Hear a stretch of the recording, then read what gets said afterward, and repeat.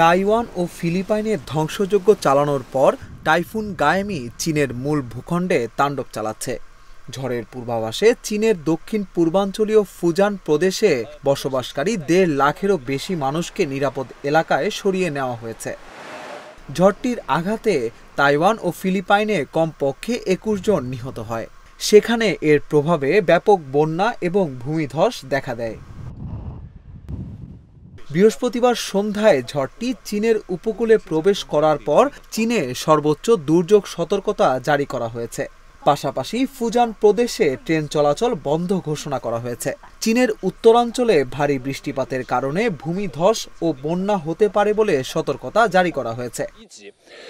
এদিকে গত ৮ বছরের মধ্যে সবচেয়ে বড় ঝড়ের সাক্ষী হলো তাইওয়ান। তাইওয়ানের আবহাওয়া অফিস জানিয়েছে, দ্বীপের বেশ কয়েকটি এলাকায় বুধবার রাত থেকে বৃহস্পতিবার দুপুরের মধ্যে ১,০০০ মিলিমিটার বৃষ্টিপাত হয়েছে। এর মধ্যে দক্ষিণের শহর কাওসুইংতে ১৩৫০ মিলিমিটার বৃষ্টিপাত রেকর্ড করা হয়েছে। এর ফলে শহরের বিস্তীর্ণ এলাকা ১ মিটারের বেশি পানির নিচে ডুবে যায় এবং ৩ জন নিহত হয়। ফিলিপাইন কর্তৃপক্ষের বরাত দিয়ে বিবিসি জানায়, ঝড়ের আঘাতে প্রায় ১৫ লাখ লিটার শিল্প জ্বালানি বহনকারী একটি ট্যাঙ্কার দেশটির উপকূলে ১৭ জন ক্রু সদস্য নিয়ে ডুবে যায়।